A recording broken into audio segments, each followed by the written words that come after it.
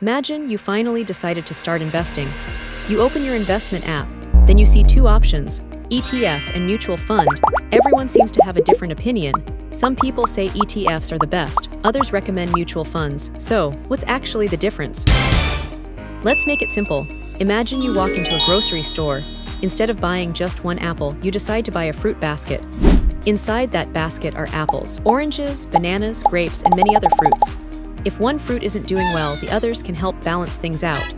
That's exactly how both ETFs and mutual funds work. Instead of buying shares of just one company, you're buying a collection of many companies in a single investment. For example, one fund might own Apple, Microsoft, Amazon, Google, Nvidia, and hundreds of other companies. With just one purchase, you're instantly diversified. So if they both do the same thing, why are there two different names? The biggest difference is how you buy them. An ETF works just like a stock. You can buy or sell it anytime the stock market is open. Its price changes throughout the day as investors buy and sell. A mutual fund works differently. You place your order during the day, but the actual price isn't determined until the market closes. That means everyone buying that mutual fund on the same day pays the same closing price. Another difference is who manages the investments. Many ETFs simply follow an index, like the S&P 500. That means the fund automatically owns the companies in that index. No one is trying to guess which stocks will go up next. They're simply following the market. Many mutual funds work the same way. Some mutual funds are actively managed. That means professional fund managers choose which companies to buy and sell, hoping to beat the market. Sometimes they succeed. Many times they don't.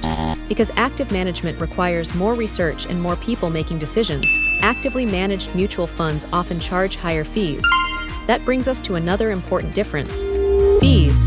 Imagine you invest $100 every month for 30 years. A small difference in fees may not sound important today, but over decades, those fees can quietly reduce thousands of dollars from your investment returns. That's why many long-term investors prefer low-cost index funds, whether they're ETFs or mutual funds. So, which one should you choose? For most beginners, a low-cost index ETF is usually the easiest place to start. They're simple, they're diversified, they're easy to buy, and they often have very low fees. But that doesn't mean mutual funds are bad. No! In fact, many mutual funds are excellent investments, especially the ones that also track broad market indexes and keep their fees low. At the end of the day, the biggest mistake isn't choosing the wrong fund. It's waiting too long because you're afraid of making the wrong choice. The truth is, starting early usually matters much more than whether you choose an ETF or a mutual fund. Because investing isn't about finding the perfect investment. It's about giving your money time to grow. If you learned something today, subscribe for more simple money lessons. No confusing financial jargon.